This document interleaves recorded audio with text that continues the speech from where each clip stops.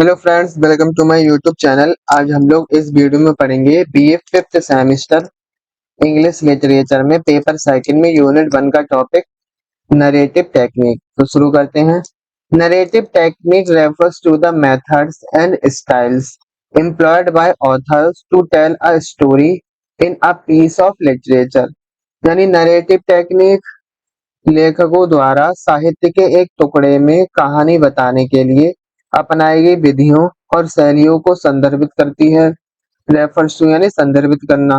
These techniques help convey the plot, develop characters, create atmosphere and engage the reader। यानी ये तकनीकें कथानक यानी प्लॉट को व्यक्त करने, पात्रों को विकसित करने, माहौल बनाने, क्रिएट एटमॉस्फेयर और पाठक को संलग्न यानी एंगेज यानी जोड़ने में मदद करती हैं। Different narrative techniques can shape the reader's experience of the story and influence the overall interpretation of the text। यानी विभिन्न कथा तकनीकें कहानी के पाठक के अनुभव को आकार दे सकती हैं और पाठ की समग्र व्याख्या को प्रभावित कर सकती हैं। Here are some common types of narrative techniques। यानी यहाँ कुछ प्रकार सामान्य प्रकार की कथा तकनीकें दी गई हैं, जिनमें क्या है, पॉइंट ऑफ व्यू यानी दृष्टिकोण। The point of view determines who is telling the story and how much information they have access to। यानी यह निर्धारित करता है कि कहानी कौन कह रहा है और उनके पास कितनी जानकारी तक पहुंच है। There are several types of POV यानी पॉइंट ऑफ व्यू का फुल शॉर्ट फॉर्म है। यानी यहाँ पे POV कई प्रकार के होते हैं, जिसमें क्या क्या है। फर्स्ट पर्सन POV में the story is narrated by one of the characters using I और we. This POV allow for a deeper connection to the character but limits the perspective to the character's thoughts and experiences। यानी कहानी में मैं या हम का आई या B का उपयोग करते हुए पात्रों में से एक के द्वारा कहानी सुनाई जाती है और यह पॉइंट ऑफ व्यू चरित्र के साथ गहरे संबंध की अनुमति देता है, लेकिन उस चरित्र के विचारों और अनुभवों के बारे में सीमित रहता है। आगे पढ़ेंगे। Second person POV the story is told using you addressing the reader directly. यानी कहानी सीधे पाठक को संबोधित करते हुए यू का उपयोग करके कही गई है। This POV is less common and can create an immersive interactive experience for the reader। यानी यह POV कम आम है और पाठक के लिए गहन आकर्षक अनुभव बना सकता है। आगे पढ़ेंगे थर्ड पर्सन लिमिटेड, जिसमें क्या होता है, the story is told from an external narrator's perspective focusing on the characters thoughts and experiences. यानी कहानी एक बाहरी कथाकार के दृष्टिकोण से बताई गई है, जो एक पात्र के विचारों और अनुभवों पर केंद्रित है। The narrator knows only what the focal character knows. यानी वर्णनकर्ता जो कहानी बता रहा है केवल वही जानता है जो मुख्य पात्र जानता है। आगे पढ़ेंगे थर्ड पर्सन ओमनिशियंट नरेटर। यानी इसमें क्या होता है, कहानी the story is told by an all knowing narrator who has access to the thoughts, feelings and experiences of all characters.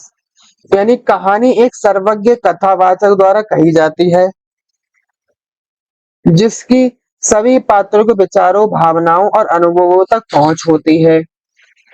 This POV provides a broader perspective on the story. यानी यह POV कहानी पर एक व्यापक परिप्रेक्ष्य प्रदान करता है, उसके बारे में बताता है। आगे पढ़ेंगे क्रोनोलॉजिकल स्ट्रक्चर। क्रोनोलॉजिकल यानी कालक्रमिक संरचना। अ narrative with a chronological structure follows a linear timeline presenting events in the order in which they occur। यानी कालानुक्रमिक संरचना यानी क्रम से चलने वाली संरचना वाली एक कथा एक रेखीय समय रेखा का अनुसरण करती है, जो घटनाओं को उनके घटित होने के क्रम में प्रस्तुत करती है। This is the most common and straight forward narrative technique, यानी यह सबसे आम और एक सीधी कथा तकनीक है जो ज्यादातर यूज की जाती है। आगे पढ़ेंगे non linear linear structure. Non-linear narrative do not follow a strict chronological order. They may include flashbacks, flash forwards, or a fragmented timeline, requiring the reader to piece together the story. यानी गैर रेखीय गैर रेखीय संरचना सख्त कालानुक्रम का पालन नहीं करती है। इनमें फ्लैशबैक, पीछे की कहानी बताना, फ्लैश फॉरवर्ड यानी आगे की कहानी, या एक खंडित समय रेखा शामिल हो सकती है, जिसके लिए पाठक को कहानी को एक साथ जोड़ने की आवश्यकता होती है। Stream of consciousness. अब इस This technique attempts to capture the continuous, often chaotic flow of thoughts, feeling and impression within a character's mind.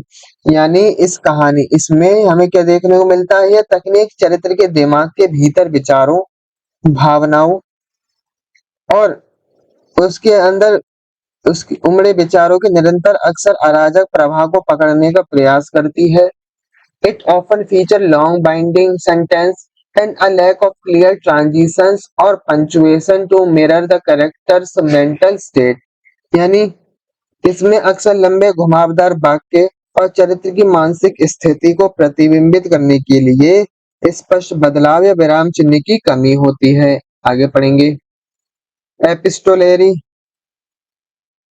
अब एपिस्टोलेरी में क्या होता है?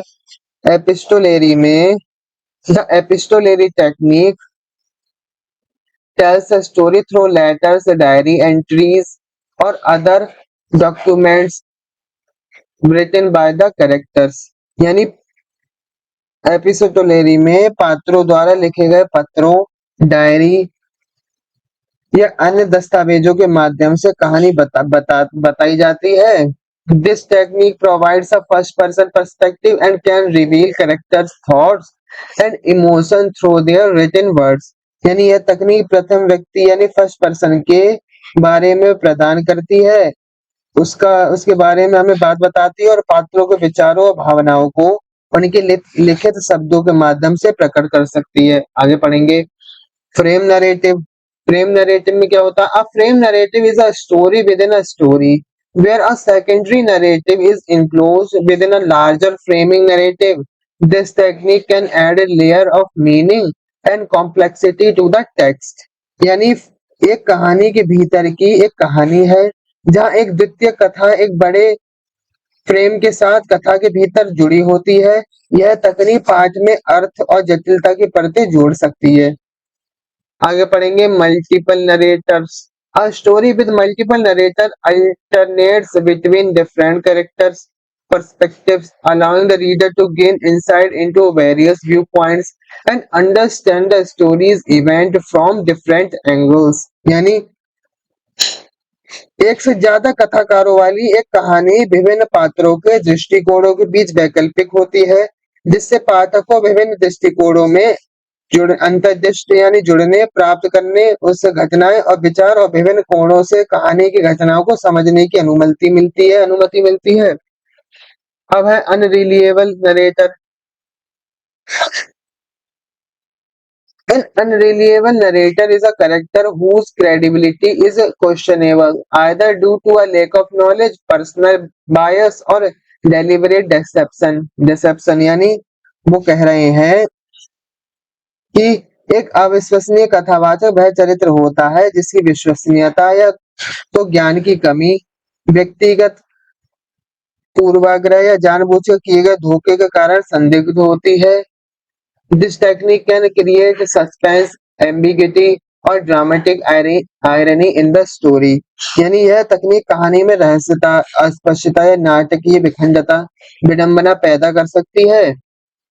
Thus, these narrative techniques can be combined or adjusted to create unique storytelling styles that engage the reader and convey the author's intended themes and messages. यानी इस प्रकार इन कथा तकनीकों को अद्वितीय कहानी कहने की शैली बनाने के लिए जोड़ा या समायोजित किया जा सकता है, जो पाठक को संलग्न करती है और लेखक के इच्छित विषयों और संदेशों को व्यक्त करती है। आज की वीडियो हम लोग यही समाप्त करेंगे। आज हम लोगों ने पढ़ा नैरेटिव स्ट्रक्चर। चैनल को सब्सक्राइब, वीडियो को लाइक करें। जिस किसी को इस वीडियो की आवश्यकता हो उसकी इसकी लिंक शेयर करें। धन्यवाद।